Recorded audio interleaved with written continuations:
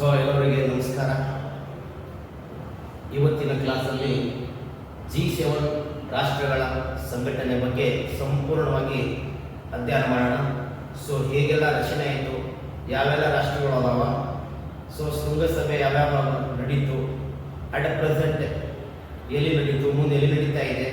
ಇದರ ಸಮಗ್ರವಾದಂತಹ ಅಧ್ಯಯನ ಇವತ್ತಿನ ತರಗತಿಯಲ್ಲಿ ಮಾಡೋಣ. ಇನ್ನು ಯಾರಾದರೂ ಹೊಸಬರಾದರೆ ನಮ್ಮ ಚಾನಲ್ಗೆ ಸಬ್ಸ್ಕ್ರೈಬ್ ಮತ್ತು ಶೇರ್ ಮಾಡಿ ಅಂತ ಹೇಳ್ತಾ ಇವತ್ತಿನ ಕ್ಲಾಸಸ್ ಪ್ರಾರಂಭ ಮಾಡೋಣ. ಬನ್ನಿ ಸ್ನೇಹಿತರೆ, G7 ರಾಷ್ಟ್ರಗಳ ಸಂಘಟನೆ. ಈ G7 ರಾಷ್ಟ್ರಗಳಿಗೆ ಏನಂತ ಕರೀತಾರೆ ಸರ್ ಅಂತಂದ್ರೆ ಗ್ರೂಪ್ ಆಫ್ 7 ಕಂಟ್ರಿ ಅಂತ ಕರೀತಾರೆ. ಏನಂತ ಕರೀತಾರ? Group of 7 country. ಹಾಗಾದ್ರೆ ವಿಶ್ವದಲ್ಲೇ ಕೈಗಾರಿಕಾ ಅಭಿವೃದ್ಧಿಯನ್ನು ಸಾಧಿಸಿದ ರಾಷ್ಟ್ರಗಳ ಒಕ್ಕೂಟವನ್ನು ಕೂಡ ಕರೀತಾರೆ. ಇದಕ್ಕೆ ವಿಶ್ವದಲ್ಲೇ ಕೈಗಾರಿಕಾ ಅಭಿವೃದ್ಧಿ ಹೊಂದಿದ ರಾಷ್ಟ್ರಗಳ ಒಕ್ಕೂಟ ಕೂಡ ಕರೀತಾರೆ. ವಿಶ್ವದಲ್ಲೇ ಕೈಗಾರಿಕಾ ಅಭಿವೃದ್ಧಿ ಹೊಂದಿರತಕ್ಕಂತಹ ಒಕ್ಕೂಟ ಯಾವುದು ಅಂತ ಹೇಳಿದ್ರೆ ಗ್ರೂಪ್ ಆಫ್ 7 ರಾಷ್ಟ್ರಗಳು ಅಂತ ನಾವು ಕರಿತೀವಿ. ಹಾಗಾದ್ರೆ ಈ ಗ್ರೂಪ್ ಆಫ್ ರಾಷ್ಟ್ರಗಳು ಇದು ಸ್ಥಾಪನೆಗೊಂಡಿದೆ ಹೇಗೆ ಸರ್ ಅಂತ ಹೇಳಿದ್ರೆ, ಇದರ ಸ್ಥಾಪನೆಯ ಹಿನ್ನೆಲೆ ನೋಡಬೇಕಾದ್ರೆ ಏನಿದೆ ಸರ್? ಇದರ ಸ್ಥಾಪನೆ ಹಿನ್ನೆಲೆ ಅಂತ ಹೇಳಿದ್ರೆ 1973ರಲ್ಲಿ ಸ್ಥಾಪನೆ ಮಾಡಬೇಕಂತ ಏನದಪ್ಪ ಅಂದ್ರೆ ಚರ್ಚಿಸಲಾಯಿತು. ಏನು ಸ್ಥಾಪನೆ ಮಾಡಬೇಕಂತ? ಈ ರಾಷ್ಟ್ರಗಳ ಸಂಘಟನೆ ಸ್ಥಾಪನೆ ಮಾಡಬೇಕಂತ ಚರ್ಚಿಸಲಾಯಿತು. ಚರ್ಚಿಸಿದ ನಂತರ ಏನದಪ್ಪ ಅಂತಂದ್ರೆ 1975ರಲ್ಲಿ ಈ ರಾಷ್ಟ್ರಗಳ ಸಂಘಟನೆಯನ್ನು ಸ್ಥಾಪನೆ ಮಾಡಬೇಕಂತ ಒಂದು ಅಧಿವೇಶನ ಸೇರಿಸ್ತಾರ. ಯಾವ ದೇಶದಲ್ಲಿ ಸೇರ್ತಾರ ಅಂತಂದ್ರೆ ಫ್ರಾನ್ಸ್ ದೇಶದಲ್ಲಿ. ಈ ಫ್ರಾನ್ಸ್ ದೇಶದಲ್ಲಿ ಏನದಪ್ಪ ಅಂದ್ರೆ ಫಸ್ಟ್ ಶೃಂಗಸಭೆ ಸೇರ್ತಾರ. ಈ 1975ರಲ್ಲಿ ಫ್ರಾನ್ಸ್ ದೇಶದಲ್ಲಿ ಫಸ್ಟ್ ಶೃಂಗಸಭೆ ಸೇರುವುದರ ಮೂಲಕ ಈ ರಾಷ್ಟ್ರಗಳ ಸ್ಥಾಪನೆಯ ನಿರ್ಣಯವನ್ನು ಕೈಗೊಳ್ತಾರ. ಆವಾಗ ಏನಂತ ಹೆಸರು ಕೊಡ್ತಾರ ಸರ್ ಇದಕ್ಕ ಅಂತಂದ್ರೆ G6 ಅಂತ ಕರೀತಾರ. ಏನಂತ ಕರೀತಾರ? G6 ಅಂತ ಕರೀತಾರ. ಹಾಗಾದ್ರೆ G6 ಕಂಟ್ರಿಗಳು ಯಾವ್ಯಾವಿದ್ದು ಅಂತ ಕೇಳ್ತಾರ. G6 ಕಂಟ್ರಿಗಳು ಯಾವ್ಯಾವಿದ್ದು ಅಂತ ನಿಮ್ಮ ಎಕ್ಸಾಮ್ ಅಲ್ಲಿ ಏನದಪ್ಪ ಅಂದ್ರೆ ಕ್ವಶನ್ಸ್ ಕೇಳ್ತಾರ. ಯಾವ್ಯಾವಿದ್ದು ನೋಡ್ರಿ.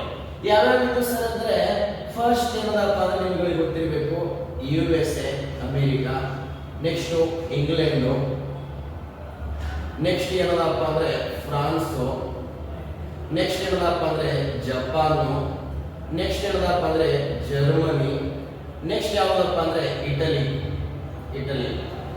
ಈ 6 ದೇಶಗಳು ಸೇರಿ ಸಂಘಟನೆಯನ್ನು ಸ್ಥಾಪಿಸಲಾಯಿತು 1975ರಲ್ಲಿ.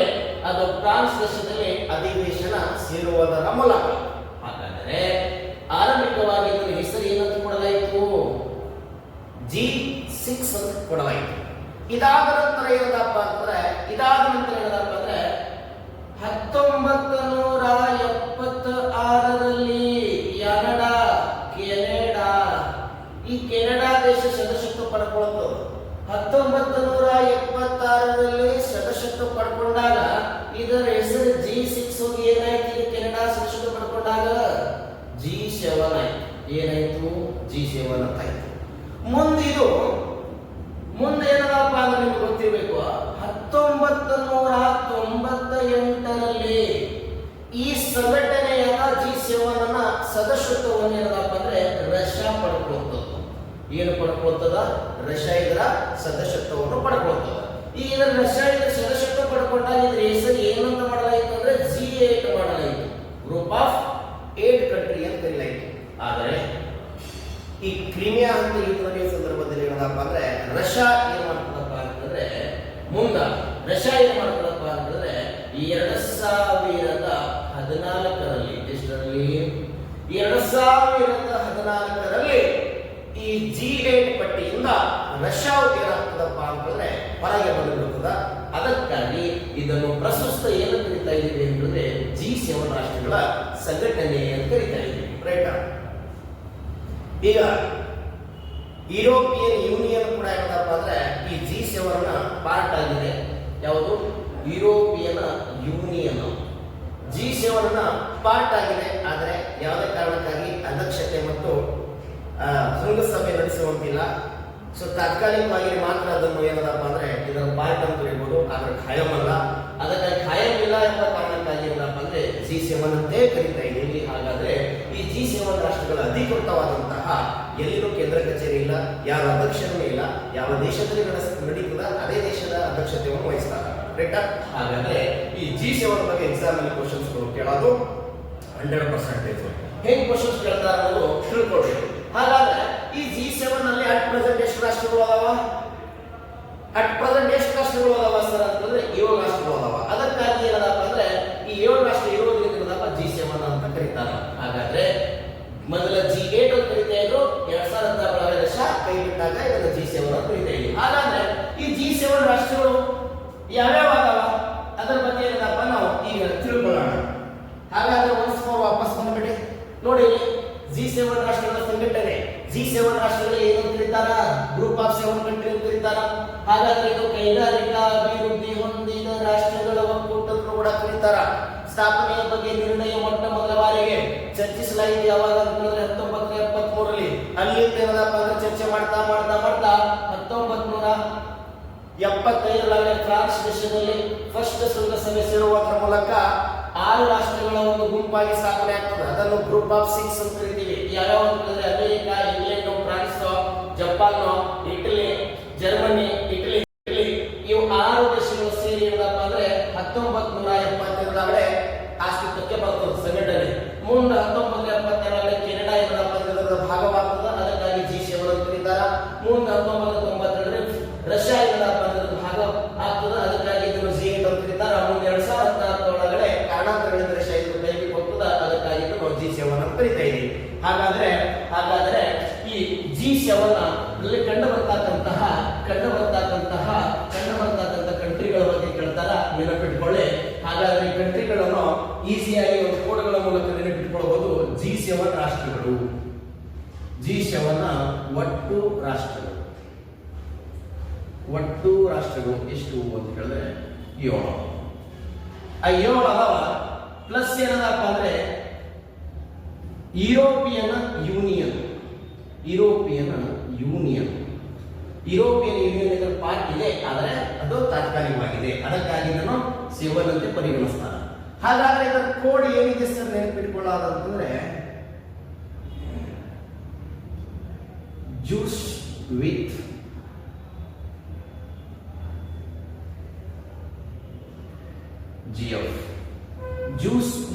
GF ಅನ್ನೋದೇನಪ್ಪ ಅಂದ್ರೆ ಈ G7 ರಾಷ್ಟ್ರಗಳ ಕೋಡ್.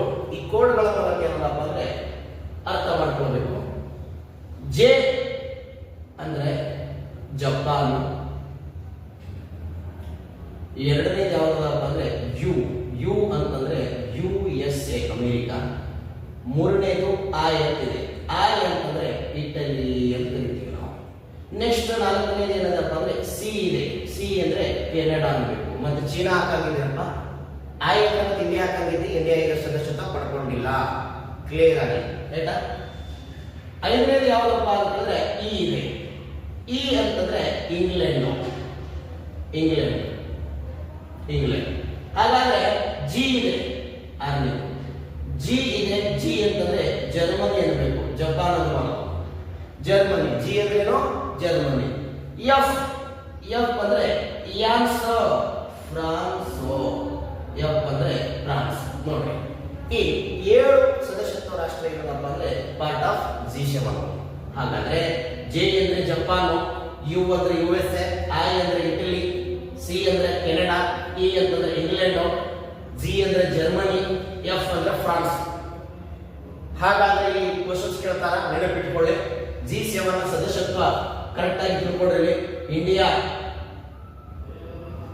ಇಂಡಿಯಾ ಮತ್ತು ಚೀನಾ ಇವು ಎರಡು ಏನಪ್ಪ ಅಂದ್ರೆ G7 ಸದಸ್ಯತ್ವ ಪಡ್ಕೊಂಡಿಲ್ಲ ಅಂತ ಗೊತ್ತಿರಬೇಕು. ಇಲ್ಲಿ G7 ಸದಸ್ಯತ್ವ ಇಂಡಿಯಾ ಮತ್ತು ಚೀನಾ ಇಲ್ಲ, ಸದಸ್ಯತ್ವ ಇನ್ನೂ ಪಡ್ಕೊಂಡಿಲ್ಲ. ಮುಂದಿನ ದಿನಗಳಲ್ಲಿ ಪಡ್ಕೋಬಹುದು, ಪಡದೇ ಇರಬಹುದು. ಆದ್ರೆ ಸದ್ಯಕ್ಕೆ ಇರ್ತಕ್ಕಂಥ ಮಾಹಿತಿ ನೆನಪಿಟ್ಕೊಳ್ಬೇಕು. ಹಾಗಾದ್ರೆ ಇವು ಕೇವಲ ಕಂಟ್ರಿಗಳು. ಒಂದು juice with GF. Juice with GF ಅಂದ್ರೆ ಏನು? ಗರ್ಲ್ ಫ್ರೆಂಡ್ ಅಲ್ಲ, ಗುಡ್ ಫ್ರೆಂಡ್ ಅನ್ನಬೇಕು. ರೈಟಾ? ಸೊ ಗರ್ಲ್ ಫ್ರೆಂಡ್ ಅನ್ಬೋದು. ಓಕೆ, ನೀವು ಯಾರ ಜೊತೆ ಜ್ಯೂಸ್ ಕುಡಿತಾ ಇದ್ದೀರಿ ಅಂತಂದ್ರೆ ನಿಮ್ಮ ಗುಡ್ ಫ್ರೆಂಡ್ ಜೊತೆ ಜ್ಯೂಸ್ ಕುಡಿತಾ ಇದ್ದೀರಿ. ಹಾಗಾದ್ರೆ ಯಾವ ಕಂಟ್ರಿ ಅದ ಅಂತ ಇದು G7 ಕಂಟ್ರಿ ಅದ ಅಂತ. ಹಾಗಾದ್ರೆ ಜಿ ಅಂದ್ರೆ ಜಪಾನ್, ಯುಎಸ್, ಐ ಅಂದ್ರೆ ಇಟಲಿ, ಸಿ ಅಂದ್ರೆ ಕೆನಡಾ, ಇ ಅಂದ್ರೆ ಇಂಗ್ಲೆಂಡ್, ಸಿ ಅಂದ್ರೆ ಜರ್ಮನಿ, ಎಫ್ ಅಂದ್ರೆ ಫ್ರಾನ್ಸ್. ಹಾಗಾದ್ರೆ ಕಂಟ್ರಿಗಳು ಅಷ್ಟೇ ಗೊತ್ತಿದ್ರೆ ಸಾಕಾಗಲ್ಲ. ಈ ಕಂಟ್ರಿಗಳ ಇನ್ನೂ ಕೆಲವು ಮಾಹಿತಿಗಳು ಗೊತ್ತಿರಬೇಕು. ಏನ್ ಗೊತ್ತಿರ್ಬೇಕಂದ್ರೆ ಇವ್ರ ಕ್ಯಾಪಿಟಲ್ ಮತ್ತು ಕರೆನ್ಸಿಗಳು ಗೊತ್ತಿರಬೇಕು. ಯಾಕಂದ್ರೆ ಎಕ್ಸಾಮ್ ಅಲ್ಲಿ ಕೇಳೋದೇನಪ್ಪ ಅಂದ್ರೆ ಕ್ಯಾಪಿಟಲ್ ಮತ್ತು ಕರೆನ್ಸಿ. ಒಂದ್ ಕಡೆ ಕಂಟ್ರಿ ಕೊಡ್ತಾರ, ಮುಂದೆ ಏನಪ್ಪ ಕ್ಯಾಪಿಟಲ್ ಕೊಡ್ತಾರೆ. ಕ್ಯಾಪಿಟಲ್ ಮೀನ್ಸ್ ರಾಜಧಾನಿಗಳು. ಇದನ್ನ ಹೊಂದಿಸಿ ಬರೆಯಲಿಕ್ಕೆ ಕೇಳಬಹುದಿಲ್ಲ. ಯಾವ ಜೋಡಿ ತಪ್ಪಾಗಿದೆ, ಯಾವ ಜೋಡಿ ಸರಿಯಾಗಿದೆ ಅಂತ ಕೂಡ ಕೇಳಬಹುದು. ಸೊ ಅಂತ ಕ್ವಶನ್ ಕೇಳೋ ಸಾಧ್ಯತೆ ಇದೆ. ಹಾಗಾದ್ರೆ ಜಪಾನದ ರಾಜಧಾನಿ ಯಾವುದು? ಟೋಕಿಯೋ. ಟೋಕಿಯೋ. ಹಾಗಾದ್ರೆ ಜಪಾನ್ ಕರೆನ್ಸಿ ಯಾವುದು? ಯನ್. ಅಮೆರಿಕಾದ ರಾಜಧಾನಿ ಯಾವುದು? ವಾಷಿಂಗ್ಟನ್. Washington DC. ಹಾಗಾದ್ರೆ ವಾಷಿಂಗ್ಟನ್ ಡಿಸಿ ಆದ ಕರೆನ್ಸಿ ಯಾವುದು? American dollar. ಇಟಲಿಯ ಕರೆನ್ಸಿ, ಇಟಲಿಯ ಏನದಪ್ಪ ಕ್ಯಾಪಿಟಲ್, ಇಟಲಿಯ ರಾಜಧಾನಿ ಯಾವುದು ಅಂತಂದ್ರೆ ರೋಮಾ. ಯಾಮ ರೋಮಾ. ಇಲ್ಲಿ ಎಕ್ಸಾಮ್ ಒಳಗಡೆ ಕ್ವಶನ್ಸ್ ಕೇಳ್ತಾರೆ ಸ್ನೇಹಿತರೆ, ದಯವಿಟ್ಟು ನೆನಪಿಟ್ಕೊಳ್ಳಿ. ಇಟಲಿಯ ರೋಮ್.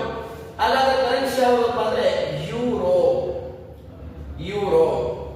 ಇಲ್ಲಿ ಕ್ವಶನ್ಸ್ ಗಳನ್ನು ಪದೇ ಪದೇ ಎಕ್ಸಾಮ್ ನಲ್ಲಿ ನಿಮ್ಮ ಕ್ವಶನ್ಸ್ ಗಳನ್ನು ಕೇಳಲಿದೆ. ಏನ್ ಕ್ವಶನ್ಸ್ ಕೇಳ್ತಾರ ಅಂತಂದ್ರೆ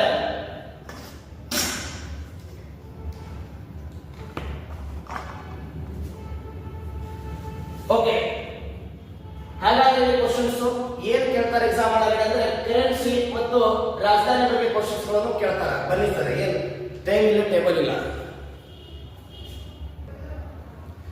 ಓಕೆ, ಸೊ ಕೆನಡಾ ದೇಶದ ರಾಜಧಾನಿ ಗೊತ್ತಿರಬೇಕು. ಸೊ ಕೆನಡಾದ ಓಟವಾ. ಓಟವಾ. ಹಾಗಾದ್ರೆ ಕೆನಡಾದ ಕರೆನ್ಸಿ ಕೆನಡಾ ಡಾಲರ್. ಇಂಗ್ಲೆಂಡ್ ರಾಜಧಾನಿ ಲಂಡನ್. ಇಂಗ್ಲೆಂಡ್ ನ ಪೌಂಡ್. ಹಾಗಾದ್ರೆ ಜರ್ಮನಿ ರಾಜಧಾನಿ ಯಾವುದು ಅಂತ ಕೇಳ್ತಾರೆ. ಜರ್ಮನಿ ರಾಜಧಾನಿ ಬರ್ಲಿನ್. ಕರೆನ್ಸಿ ಯಾವುದು ಅಂದ್ರೆ ಯೂರೋ. ಕರೆನ್ಸಿ ಯಾವುದು ಅಂತ ಕೇಳಿದ್ರೆ ಯೂರೋ. ಫ್ರಾನ್ಸ್ ರಾಜಧಾನಿ ಪ್ಯಾರಿಸ್. ಫ್ರಾನ್ಸ್ ದೇಶದ ರಾಜಧಾನಿ ಏನಪ್ಪ ಅಂದ್ರೆ ಪ್ಯಾರಿಸ್ ಇರ್ತದ. ಹಾಗಾದ್ರೆ ಫ್ರಾನ್ಸ್ ದೇಶದ ಕರೆನ್ಸಿ ಕೂಡ ಯೂರೋ. ಫ್ರಾನ್ಸ್ ದೇಶದ ಕರೆನ್ಸಿ ಕೂಡ ಯೂರೋ. ನೋಡ್ರಿ, ಜಪಾನ್ ಟೋಕಿಯೋ ಕರೆನ್ಸಿ ಏನು? America, US, Washington DC dollar. ಹಾಗಾದ್ರೆ ಸರ್ ಇಟಲಿಯ ರೋಮು ಕರೆನ್ಸಿ ಯೂರೋ.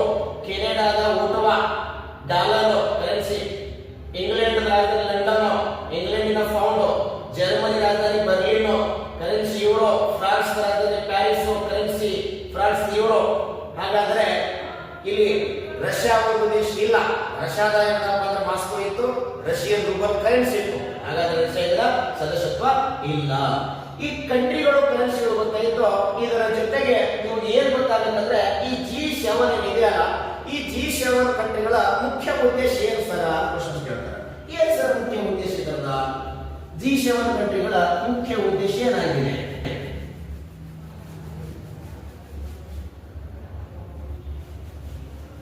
ಓಕೆ, ಸೊ ಮುಖ್ಯ ಉದ್ದೇಶ ಏನ್ ಸರ್ ಇದರ ಮೇನ್ ಥಿಂಕ್ ಏನಲ್ಲ ಸರ್ ಅಂತಂದ್ರೆ ಇದೊಂದು ಏನಲ್ಲಪ್ಪ ಅಂದ್ರೆ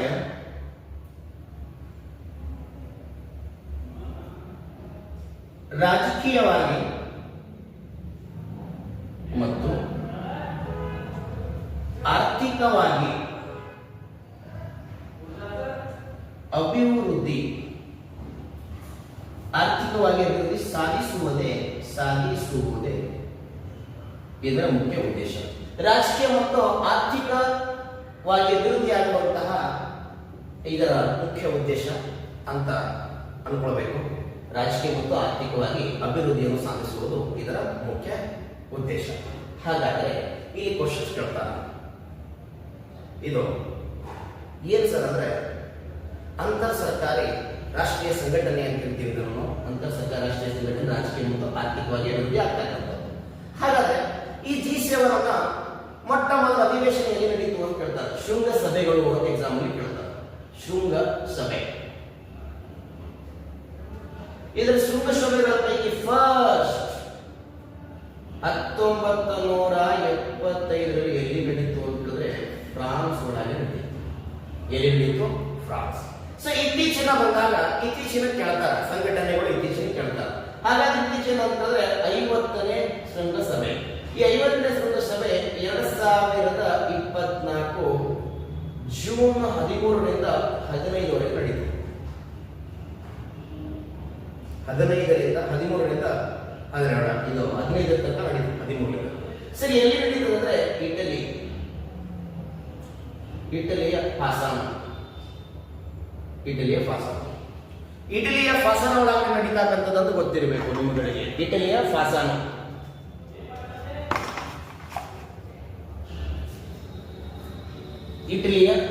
ಒಳಗೆ ನಡೀತದೆ. ಹಾಗಾದ್ರೆ 51ನೇ ಸಭೆ 2025ರಲ್ಲಿ 50ನೇ ಎಲ್ಲಿ ನಡೀತಾ ಇದೆ ಅಂತ ಕ್ವಶನ್ಸ್ ಕೇಳ್ತಾರೆ ಎಕ್ಸಾಮ್ ಒಳಗಡೆ, ನೆನಪಿಟ್ಕೊಳ್ಬೇಕು ಚೆನ್ನಾಗಿ. 51ನೇದು 2025ರಲ್ಲಿ ಕೆನಡಾ ದೇಶ, ಕೆನಡಾ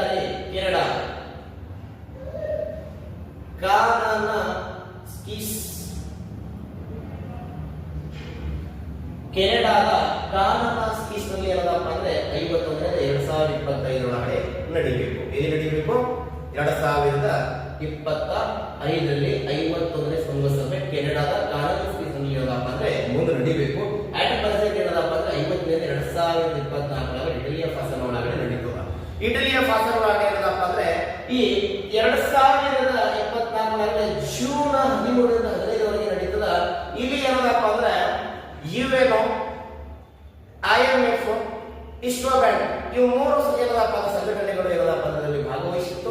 ಇದರ ಜೊತೆಗೆ ಏನದಪ್ಪ ಅಂದ್ರೆ ನಮ್ಮ ಭಾರತದಿಂದ ಏನದಪ್ಪ ಅಂದ್ರೆ ಭಾರತದ ಪ್ರಧಾನಮಂತ್ರಿಯಾಗಿರ್ತಕ್ಕಂತಹ ನರೇಂದ್ರ ಮೋದಿ ಅವರು ಏನದಪ್ಪ ಅಂದ್ರೆ ಮೋದಿರವರು ಕೂಡ ಏನದಪ್ಪ ಅಂದ್ರೆ ಇದರ ಭಾಗವಹಿಸಿ ಏನದಪ್ಪ ಅಂದ್ರೆ ಇಲ್ಲಿ ಕೆಲವು ವಿಷಯಗಳನ್ನು ಏನದಪ್ಪ ಅಂದ್ರೆ ಚರ್ಚೆ ಮಾಡ್ತಾರ. ಆ ವಿಷಯಗಳು ಯಾವ ಅಂತಂದ್ರೆ 2024ರ 50ನೇ G7 ಶೃಂಗಸಭೆ ಇಟಲಿಯ ಫಾಸಾನ ನಡೀತಕ್ಕಂಥದ್ದು. ಇಲ್ಲಿ ಏನ್ ಚರ್ಚೆ ಮಾಡಲಾಗಿತ್ತು ಸರ್ ಅಂತ ಕೇಳಿದ್ರೆ, ರಷ್ಯಾ ಮತ್ತು ಉಕ್ರೇನ್ ಮಧ್ಯೆ ಇದ್ದಿರ್ತಕ್ಕಂಥ ಯುದ್ಧ ಬಗ್ಗೆ ಕೂಡ ಚರ್ಚೆ ಮಾಡಲಾಗಿತ್ತು. ರಷ್ಯಾ ಮತ್ತು ಯುಕ್ರೇನ್ ಯುದ್ಧ ಜೊತೆಗೆ ಏನದಪ್ಪ ಅಂದ್ರೆ ಬದಲಾಗುತ್ತಿರುವ ಹವಾಮಾನಗಳ ಕುರಿತು ಕೂಡ ಅಧ್ಯಯನ ಮಾಡಲಾಗಿತ್ತು. ವಲಸೆ ಆರ್ಥಿಕತೆಯ ಬಗ್ಗೆ ಕೂಡ ಅಧ್ಯಯನ ಮಾಡಲಾಗಿತ್ತು. ಪ್ರಮುಖ ವಿಷಯಗಳು ಎಲ್ಲಿ ಅಂತಂದ್ರೆ ರಷ್ಯಾ ಮತ್ತು ಏನದಪ್ಪ ಅಂತಂದ್ರೆ ಯುಕ್ರೇನ್ ನಡುವಿನ ಏನದಪ್ಪ ಅಂದ್ರೆ ಯುದ್ಧಗಳ ಬಗ್ಗೆ ಏನದಪ್ಪ ಅಂದ್ರೆ ಇಲ್ಲಿ ಗೊತ್ತಿರಬೇಕು. ಅಧ್ಯಯನ ಸಂಪೂರ್ಣವಾಗಿ ಅಧ್ಯಯನ ಮಾಡಲಾಗಿತ್ತು. ರೈಟಾ? ಓಕೆ. ಹಾಗಾದ್ರೆ ಇಲ್ಲಿ ನಿಮಗೆ ಗೊತ್ತಿರಬೇಕು ಶೃಂಗಸಭೆ ಅಂದ್ರೆ ಶೃಂಗಸಭೆ ಫಸ್ಟ್ ಅಂತಂದ್ರೆ 1972 ಫ್ರಾನ್ಸ್ ದೇಶ. 50ನೇ 2024 ಜೂನ್ 13ರಿಂದ 15 ಇಟಲಿಯ ಫಸಾನದಲ್ಲಿ ಅಂದ್ರೆ ಪುಗ್ಲಿಯಾ ಅಂತ ಬರ್ತದೆ. ಪುಗ್ಲಿಯಾ ಫಸಾನ ದೇಶದ ಪುಗ್ಲಿಯಾ. ಸಾರಿ, ಇಟಲಿಯ ಫಸಾನ ಅಂದ್ರೆ ಪುಗ್ಲಿಯಾ ಎಂಬ ಎಕ್ಸಿಟ್ ಪ್ಲೇಸ್ ಇದ್ರೆ ಫಸಾನ ಪುಗ್ಲಿಯಾ ಒಳಗೆ ನಡೀತದೆ. 51ರಿಂದ 3 ನಡೀತಕ್ಕಂಥ 2025ರಲ್ಲಿ ಕೆನಡಾದ ಕಾನನಾಸ್ಕಿಸ್ ನಲ್ಲಿ ಏನದಪ್ಪ ಅಂದ್ರೆ ಈ ಅಧಿವೇಶನ ನಡೀಬೇಕು. ಮುಂದೆ ಇನ್ನೂ ನಡೆದಿಲ್ಲ, ಮುಂದೆ ನಡೀತದೆ. ಈ ವರ್ಷ ಏನದಪ್ಪ ಅಂದ್ರೆ ಜೂನ್ ತಿಂಗಳಲ್ಲಿ ನಡೀತದೆ. ಸೊ ಇದು ಸಮಗ್ರವಾದಂತ ಏನದಪ್ಪ ಅಂದ್ರೆ G7 ರಾಷ್ಟ್ರಗಳ ಮಾಹಿತಿ. ಸೊ ಮುಂದಿನ ತರಗತಿಯಲ್ಲಿ ಏನದಪ್ಪ ಅಂದ್ರೆ ಮತ್ತೆ ಬೇರೆ ಸಂಘಟನೆ G20 ಆಗಿರ್ಬೋದು, ಬಿಮ್ಸ್ಟೆಕ್ ಆಗಿರ್ಬೋದು, ಆಸಿಯಾನ್ ರಾಷ್ಟ್ರಗಳಾಗಿರ್ಬೋದು, ಸಾರ್ಕ್ ರಾಷ್ಟ್ರಗಳಾಗಿರ್ಬೋದು, ಒಪೆಕ್ ರಾಷ್ಟ್ರಗಳಾಗಿರ್ಬೋದು, ಸೊ ಬೇರೆ ಏನದಪ್ಪ ಅಂದ್ರೆ ಅದರ ಬಗ್ಗೆ ಏನದಪ್ಪ ಅಂದ್ರೆ ಸಮಗ್ರವಾಗಿ ಒಂದೊಂದು ಚಾಪ್ಟರ್ಗಳನ್ನು ಅಪ್ಲೋಡ್ ಮಾಡ್ತಾ ಇರ್ತೀನಿ. ದಯವಿಟ್ಟು ಏನದಪ್ಪ ಅಂದ್ರೆ ನೀವುಗಳು ಇದರ ಉಪಯೋಗ ಮಾಡ್ಕೊಳ್ಳಿ ಅಂತ ನಿಮ್ಮಲ್ಲಿ ಕೇಳ್ಕೊಳ್ತೀನಿ. ಸೊ ಎಲ್ಲರಿಗೂ ಒಳ್ಳೆಯದಾಗಲಿ. ಧನ್ಯವಾದಗಳು.